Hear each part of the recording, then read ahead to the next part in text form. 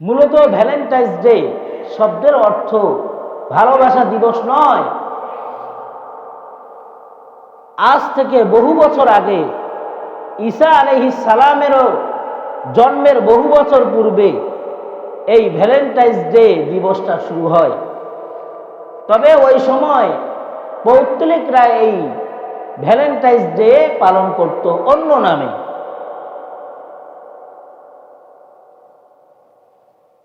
Valentine's day আগে পৌত্তলিক ধর্মের মানুষেরা পালন করত লোপারকালিয়া ডে নামে, অর্থাৎ লোপারকালিয়া দিবস। তারা যেহেতু পৌত্তলিক ধর্মের অনুসারী ছিল, এজন্য তারা এই দিনটাকে 14 ফেব্রুয়ারি যখন আসতো, এই দিনে তারা ছাগল জবেহ করত। ছাগল জবেহ করার পরে এই ছাগলের সেই চামড়াকে একটা যুবতী মেয়ের গায়ের মধ্যে জড়িয়ে দিত, আর এই ছাগলের রক্ত একটা লাঠির মধ্যে লাগিয়ে রঙিন করত। অন্যদিকে কুকুরের রক্ত ওই লাঠির মধ্যে লাগিয়ে রঙিন করে সেই লাঠি দ্বারা একজন যুবককে দেয়া হতো।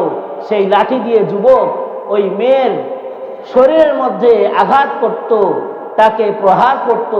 তাদের ধর্মের বিশ্বাস ছিল এই প্রহারের মাধ্যমে একজন যুবতী নারী সন্তান প্রসবের শক্তি, সামর্থ্য এবং যোগ্যতা অর্জন করে। বলেন নাউজুবিল্লাহ। এটা হলো তাদের ধর্মের রীতি।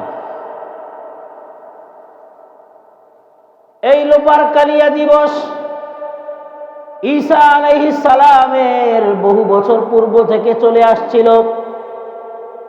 পরবর্তীতে ঈসা আলাইহিস সালামের জন্মের পরে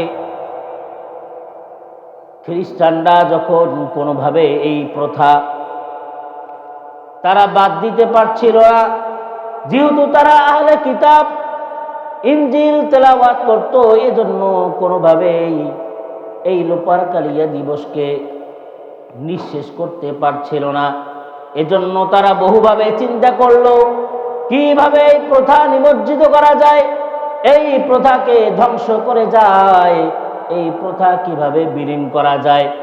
ঈসা আলাইহিস সালামের জন্মের আরো বহু বছর পরে, প্রায় 476 খ্রিস্টাব্দে খ্রিস্টান এক ধর্মযাজক ব্রন চিরলিয়ান সে সিদ্ধান্ত নিল যে কোনো মূল্যে হোক মানুষদেরকে এই প্রথা থেকে সরে নিয়ে আসতে হবে।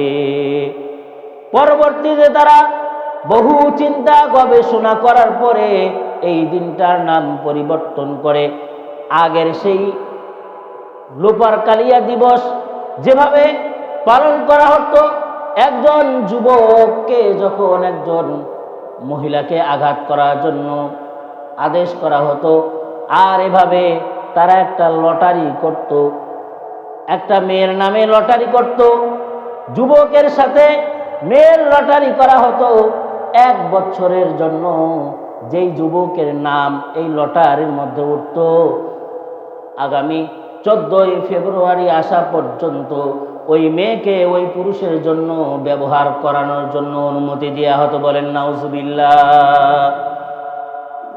এরও বহু বছর পরে 476 খ্রিস্টাব্দের পরে তারা যখন এই প্রথাকে কোনোভাবেই তারা বিলীন করতে পারছিল না, তারা এবার চিন্তা করলো লোপারকালিয়া দিবস পৌত্তলিকরা পালন করত, তারা তাদের ধর্মের রীতি অনুযায়ী, আমরাও তো ঈসাই ধর্ম পালন করি, আমাদেরকে এটাকে আরো মোটিভাই করে আরো সুন্দর করে মানুষের কাছে উপস্থাপন করতে হবে। খ্রিস্টান ধর্মযাজকরা পোপরা চিন্তা করলো কি করা যায়। তারা বহু গবেষণা করে চিন্তা করলো, ঠিক আছে, আমাদের ধর্মের যারা পূর্বের যাজক ছিল, যারা পোপ ছিল, এদের নামে এই দিনটাকে পরিবর্তন করা হবে। ইতিহাসের মধ্যে 2 ধরনের ইতিহাস পাওয়া যায়, 2 ধরনের ঘটনা উল্লেখ করা হয়েছে।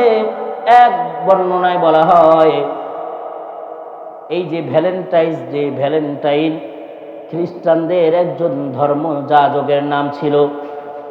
একজন দুইজন নয়, বরং প্রায় 50 জন ধর্মযাজক, যাদের প্রত্যেকের নাম ছিল ভ্যালেন্টাইন। আমাদের সমাজে যেমন আব্দুল্লাহ একজনের নাম নয়, আজিজুল হক একজনের নাম নয়, আব্দুর রহমান একজনের নাম নয়, বরং বহু মানুষের নাম হয়ে থাকে। ঠিক ভ্যালেন্টাইন নামে বহু ধর্মযাজক খ্রিস্টানদের ধর্মের মধ্যে ছিল। তারা গবেষণা করে, বহু চিন্তা ভাবনা করে চিন্তা করলো, ঠিক আছে, এখন থেকে এই লোপারকালিয়া দিবসের নাম পরিবর্তন করে আমরা এখন নাম রাখবো ভ্যালেন্টাইন্স ডে। কি ডে? Valentine's day. এই ভ্যালেন্টাইন্স ডে যেই ব্যক্তির নামে করা হয় তার ব্যাপারেও দুইটা ইতিহাস আছে। একটা হলো বর্তমান সময়ে আমেরিকার স্কুল কলেজগুলোতে যে ইতিহাসটা পড়ানো হয়, আর একটা হলো পূর্বের যত গবেষক লেখক ছিলেন তারা একটা ইতিহাস বলেছেন। ভ্যালেন্টাইন নামে একজন ধর্মযাজক ছিল খ্রিস্টানদের, সে এরকম ভাবে তাবিজের কাজ করত। একজন চিকিৎসাবিদ ছিল, এই চিকিৎসাবিদদের চিকিৎসা অত্যন্ত ভালো ছিল, তার চিকিৎসা পেয়ে বহু রোগী এরকম সুস্থ হয়ে যাইত। এ কথা যখন সমাজের মধ্যে রাষ্ট্রের ভিতরে ছড়িয়ে যায়, ওই সময়ের বাদশা সে চিন্তা করলো, তার যদি এরকম তার এই চিকিৎসার কথা যদি রাষ্ট্রের ভিতরে ছড়িয়ে যায় তাহলে আমার ক্ষমতা থাকবে না।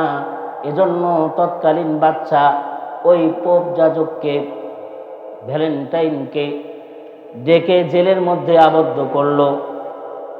জেলের মধ্যে যখন আবদ্ধ করছে, জেলের যে প্রধান ছিল জেলার, এই জেলারের একজন অন্ধ সুন্দরী রমণী ছিল, তার একটা সুন্দরী কন্যা ছিল।